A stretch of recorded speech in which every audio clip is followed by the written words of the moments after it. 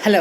आज हम दूसरा सेशन शुरू करने जा रहे हैं रिटेल सर्विसेज के लिए, store operations. Okay, last session में हमने बेसिक समझ लिया। हमने समझ लिया डायरेक्ट सेल्स क्या है, हमने समझ लिया प्रोड्यूसर टू रिटेलर क्या है, हमने समझ लिया producer to wholesaler to retailer क्या है, राइट। और हमने ऑर्गेनाइज अनऑर्गेनाइज का थोड़ा सा बेसिक समझा, और हमने ये भी समझा कि सेल्स जरूरी क्यों है और रिटेल एक्चुअल में क्या है, राइट।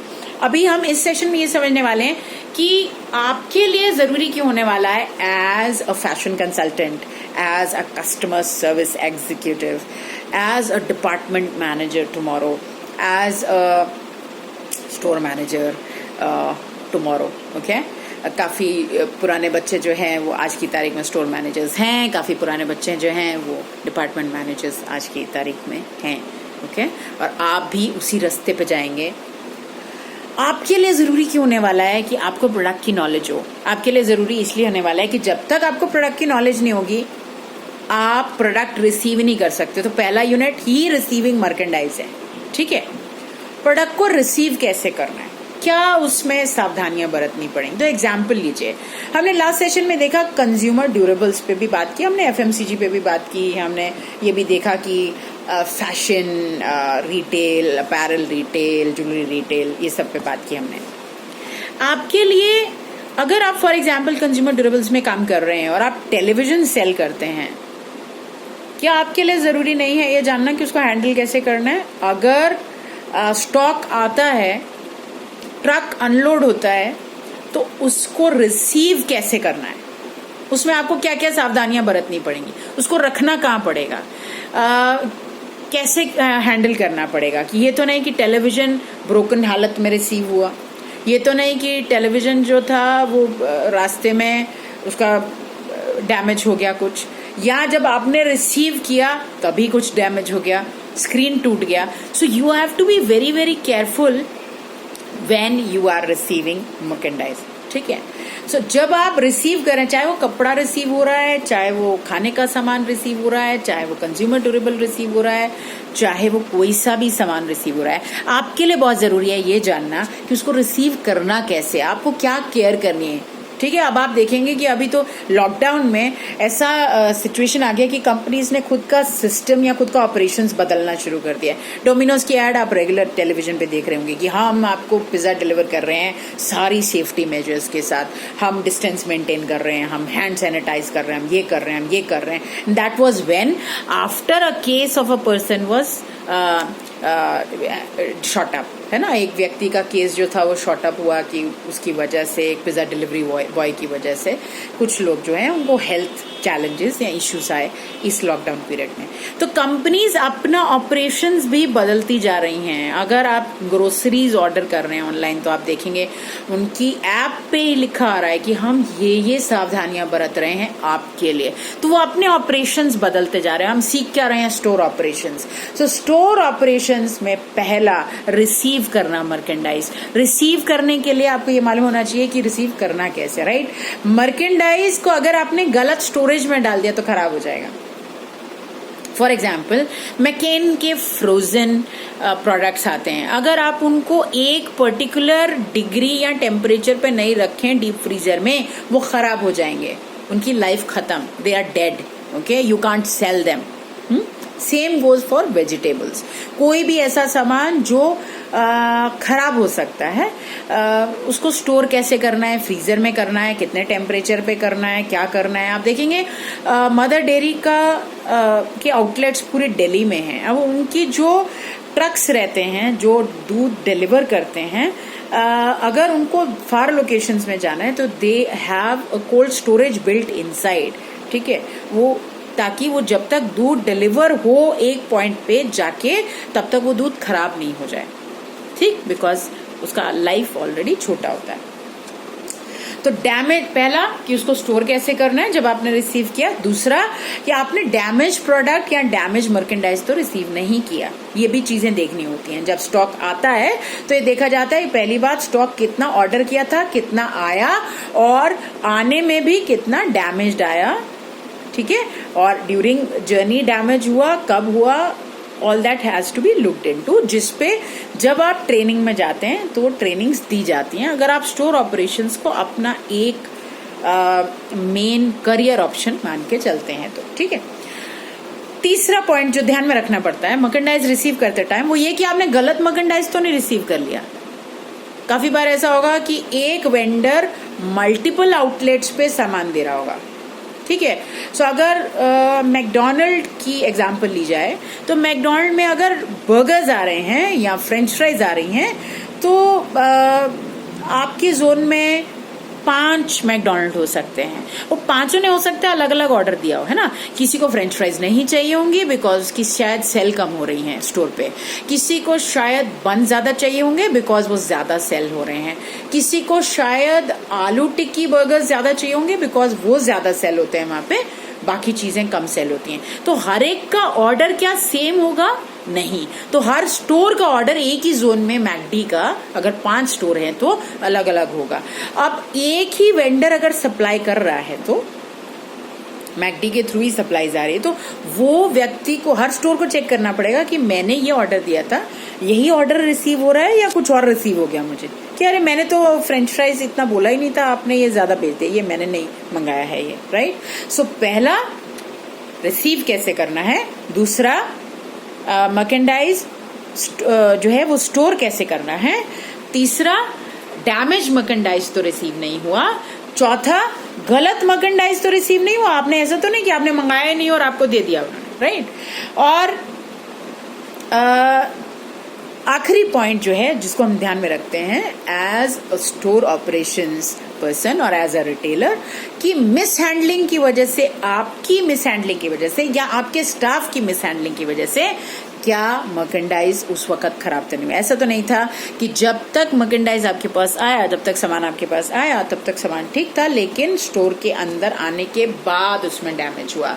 सो ये सभी चीजें ध्यान में रखी जाती हैं और बहुत इंपॉर्टेंट है ये चीजों का ध्यान रखना, बिकॉज अगर आपको यही नहीं मालूम होगा कि मर्केंडाइज रिसीव कैसे करना है, कितना करना था, कितना ऑर्डर किया था, गलत तो नहीं कर लिया, डैमेज तो नहीं रिसीव कर लिया, आप अपने स्टोर को लॉस में ले जाएंगे, वो प्रॉफिटेबिलिटी शो नहीं कर पाएगा। ठीक है, अब फायदा क्या होता है मर्केंडाइज पता रहने का, मर्केंडाइज को रिसीव कैसे करना है, उसका फायदा क्या होता है, उसके बहुत सारे फायदे हैं। पहला फायदा ये होता है कि आपको उसके आपके लॉसेस जो हैं वो कम होते हैं, आपकी प्रोडक्टिविटी बढ़ती है, धीरे धीरे प्रैक्टिस के साथ आप क्विक हो जाते हैं स्टोर ऑपरेशंस के मेजर्स पे अपनी ऑर्गेनाइजेशन के लिए। काफ़ी बार मैंने ये देखा कि जो बॉयज़ थे स्पेसिफिकली, उन्होंने मुझे ट्रेनिंग्स में बोला कि मनीषा मैम अगर हमें रात को नाइट शिफ्ट के लिए बोला जाए रिटेल स्टोर में, तो क्या हमें हाँ कहनी चाहिए या ना कहनी चाहिए इंटर्नशिप में? ओके, इंटर्नशिप में तो नाइट शिफ्ट में क्या हमें हाँ कहनी चाहिए या ना कहनी चाहिए? मेरा जवाब हमेशा हाँ था कि yes, you should say yes. Why? Because जैसे मैंने पहले बोला कि आपको लर्न करने को मिलेगा। क्या लर्न करने को मिलेगा नाइट शिफ्ट में? स्टॉक टेक, स्टॉक रिसीव कैसे करना है, ठीक है।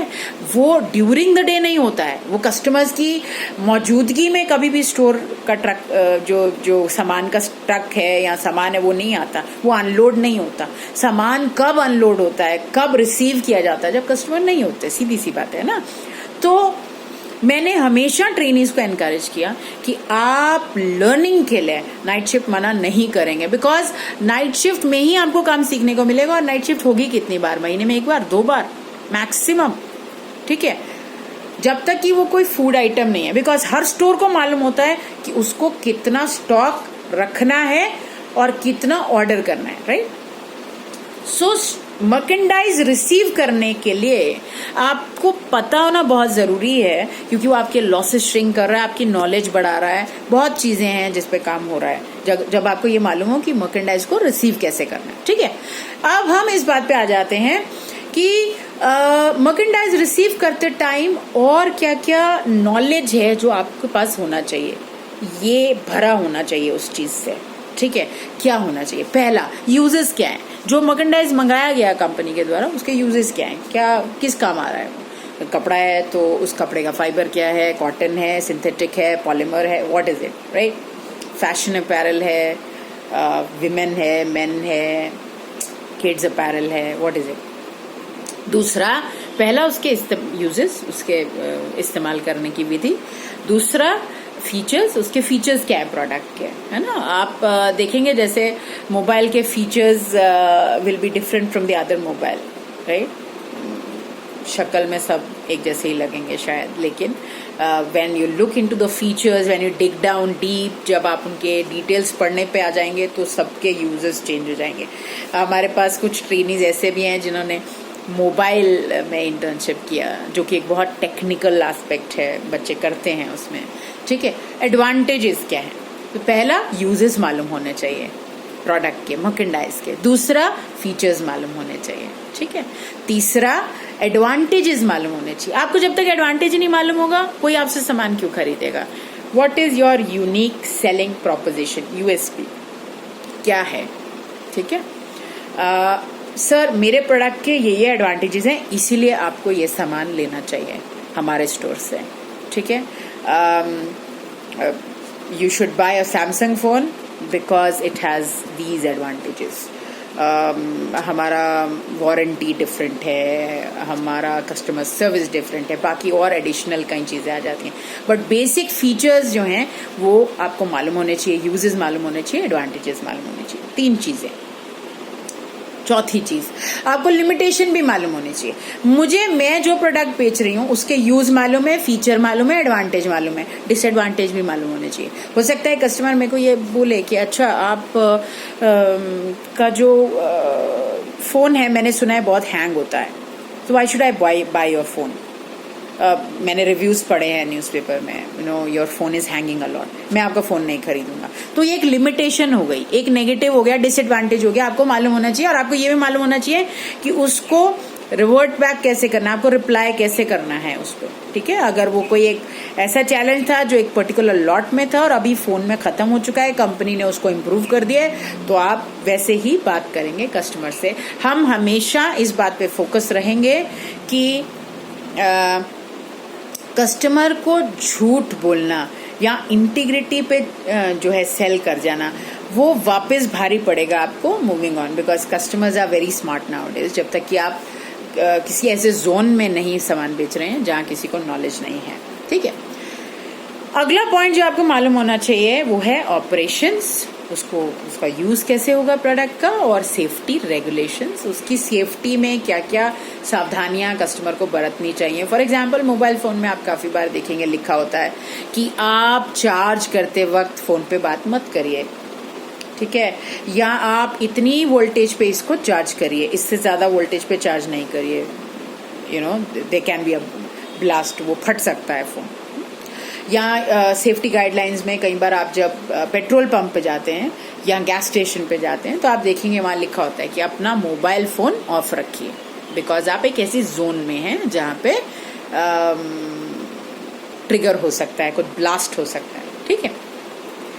स्टोरेज रिक्वायरमेंट आपको पता होनी चाहिए कि उनको स्टोर कैसे करना है। मोबाइल फोन कहाँ रखा जाएगा, आप डीप फ्रीजर में नहीं रखेंगे उसको, ठीक है, आपको कहाँ रखना है, और खाने पीने का सामान कैसे रखना है, कितने टेम्परेचर पे रखना है। तो हर सामान का स्टोरेज रिक्वायरमेंट होता है, कहाँ रखना है, कैसे रखना है, बॉक्स में रहेगा तो सेफ रहेगा, बाहर ओपन में नहीं रखना है, डस्ट में नहीं रखना है, ठीक है। There are many things. Material और इंग्रेडिएंट उसमें कौन कौन से यूज हुए हैं, और वारंटी उसकी क्या है, कॉस्ट क्या है, और कंट्री ऑफ ओरिजिन क्या है। मैं रिपीट करने जा रही हूँ, आपको अपने मर्केंडाइज के बारे में क्या क्या मालूम होना चाहिए। पहला, यूज, उसका इस्तेमाल कैसे होगा। दूसरा, फीचर्स, उसके फीचर क्या क्या हैं, ठीक है। तीसरा, उसके एडवांटेजेस, मतलब वो दूसरे प्रोडक्ट से अलग कैसे, बेटर कैसे है, यूनिक सेलिंग प्रोपोजिशन भी बोलते हैं इसको। चौथा, लिमिटेशन, उसकी लिमिटेशन क्या है, आपके ही प्रोडक्ट की लिमिटेशन क्या है, what is that one thing जिसकी वजह से आपकी सेल्स हिट हो सकती है, ठीक है। चौथा, ऑपरेशंस, उसको यूज कैसे करना है। सेफ्टी, पांचवा, सेफ्टी रेगुलेशंस जो हैं वो क्या हैं, और उसके इस्तेमाल में क्या क्या चीज़ों का ध्यान रखना है, राइट। स्टोरेज अगला पॉइंट है कि उसको स्टोर कैसे करना है ना।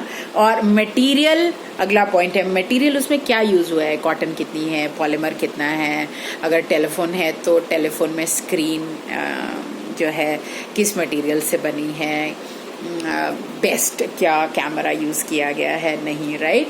सो ये सब चीज़ें आपको मालूम होनी चाहिए। अगला पॉइंट क्या है, वारंटी। वारंटी और गारंटी में अंतर हमने कई बार समझा है सेशंस में। What is a guarantee? Guarantees में आपका प्रोडक्ट रिप्लेस करके दूंगा, राइट। गारंटीज आजकल कंपनीज नहीं देती, वारंटी देती हैं। वारंटी मीन्स कि इतने पीरियड, 6 महीने के लिए, 1 साल के लिए, 8 महीने के लिए, depends from companies to companies, हम आपका प्रोडक्ट अगर कुछ फॉल्ट आएगा तो सर्विस करके देंगे, ठीक है, सर्विस करके देंगे, उसको चेंज नहीं करेंगे, नया नहीं देंगे, राइट। उसके अगला पॉइंट क्या होता है हमारा, कॉस्ट, ठीक। कॉस्ट मीन्स कि आप कॉस्ट पे भी तो सेल करते हैं ना। बगल वाले स्टोर में यही फोन, ऐसा ही फीचर, इतना का मिल रहा है, तुम्हारा महंगा है, मैं तुम्हारे से क्यों लूं। कॉस्ट पे काफी लोग बाय करते हैं, काफी लोग फीचर्स पे बाय करते हैं, काफी लोग वारंटी पे बाय करते हैं, काफी लोग सब चीजों को ध्यान में रखते हुए बाय करते हैं, राइट।